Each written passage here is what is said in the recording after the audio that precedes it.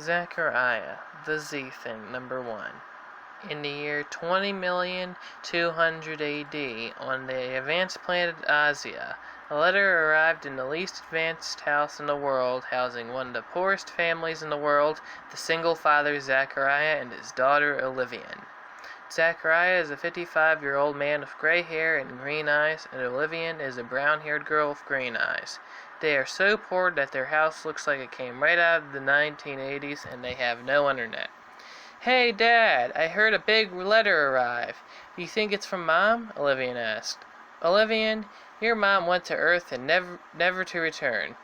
You're 16 now. You should know this," Zachariah replied. Zachariah went outside and opened the letter. "Dear Zachariah, you must come to the Ozzia Towers quick. You have 3 days. You and Olivia must get to the towers.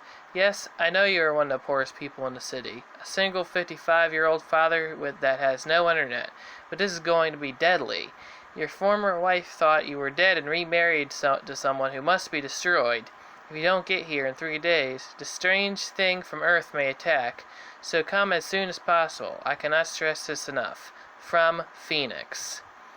"Olivia, we must go to Ozzia Towers," Zachariah yelled. "Okay, Father, I'll be right there," Olivia yelled back.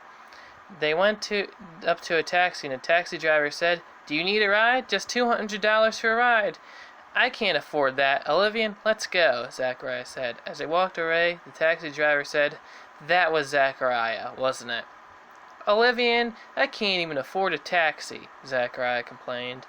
"Well, Dad, some troll and my boyfriend are our neighbors. Let's ask them if they can give us a ride," Olivia asked. They walked to the troll's house and rang the doorbell.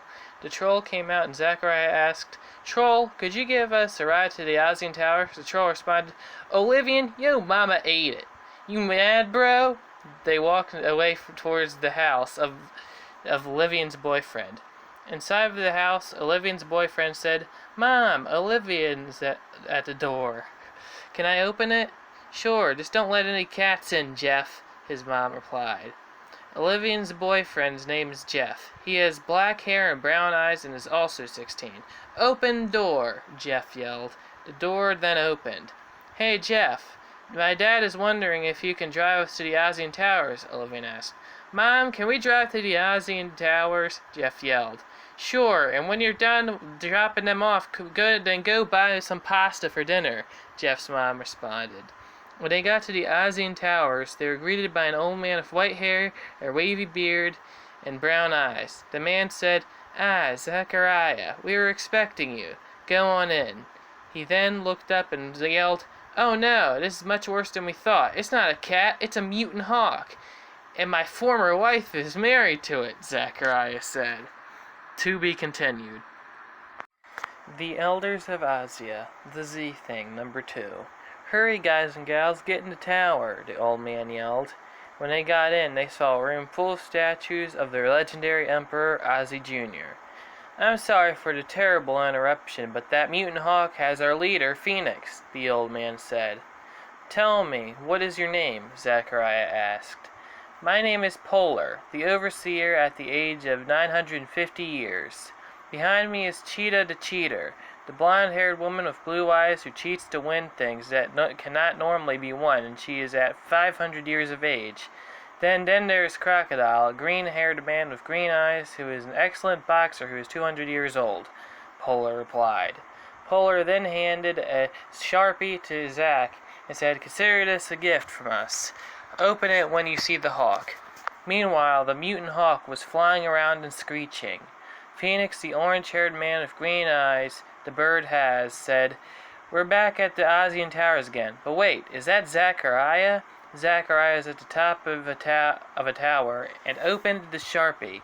It produced a high-pitched sound that impaired the hawk's hearing, and the hawk dropped Phoenix, who landed on the tower.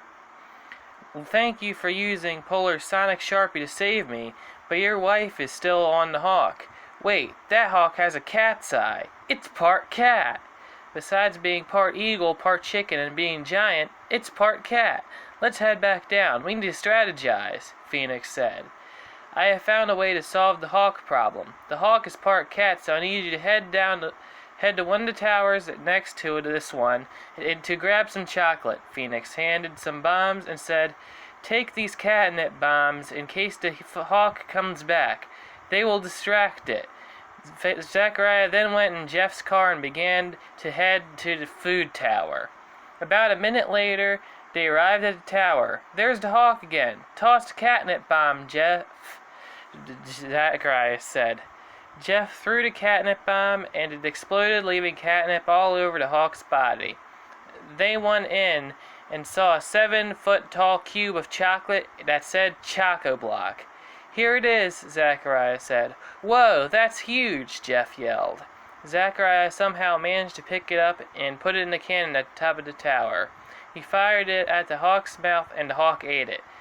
"That hawk isn't cat enough to be killed by chocolate. Phoenix must have put something in that Choco Block," Jeff said. "There are 2 sticks of dynamite inside the Choco Block." Zachariah's former wife jumped off the hawk, and the hawk exploded. "Let's go back to the tower, you two," Zachariah said. "Wait, what about me?" Zachariah's former wife yelled. To be continued.